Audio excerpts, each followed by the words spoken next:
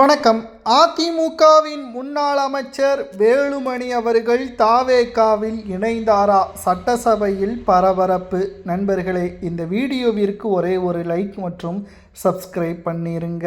அதாவது சட்டப்பேரவையில் எஸ்பி வேலுமணி அவர்கள் தாவேகாவின் அரசு கொண்டு வரக்கூடிய 2500 ரூபாய் அனைத்து மகளிருக்கும் கொடுக்க வேண்டும்.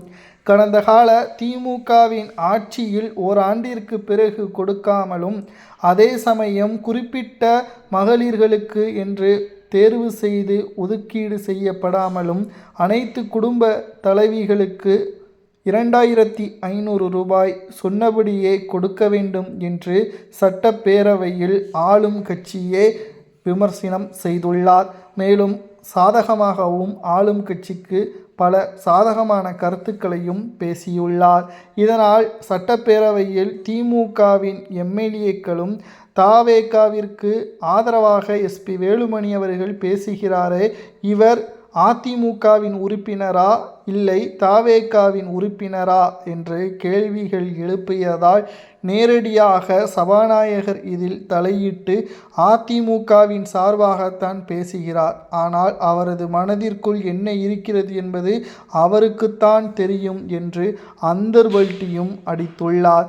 இதனால் சட்டப்பேரவையில் எடப்பாடி பழனிசாமி அவர்களது முகம் மாறிவிட்டது. ஏனென்றால் எதிர்க்கட்சியாக தற்பொழுது பிரதான எதிர்க்கட்சியாக திமுக இருக்கிறது.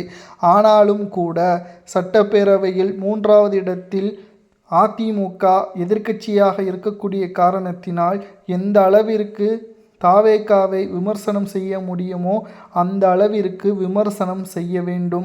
அப்பொழுதுதான் எதிர்வரக்கூடிய அரசியல் களத்தில் அதிமுக ஆளும் கட்சியாக வருவதற்கு வாய்ப்புகள் அமையும்.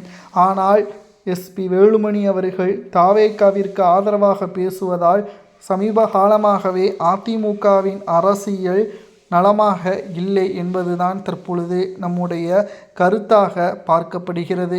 ஏனென்றால் அதிமுகவை பொறுத்தளவிற்கு மிகப்பெரிய அளவிலான கேள்விக்குறிகள் சமூக வலைதளங்களில் முன்வைக்கப்பட்டு வருகிறது. எடப்பாடி பழனிசாமி அவர்கள் மீது இருக்கக்கூடிய கோபத்தினாலும் தற்பொழுது ஏற்கனவே அதிமுகவில் 6 சட்டமன்ற உறுப்பினர்கள் ராஜினாமா செய்து தாவேகாவில் இணைந்துவிட்டனர்.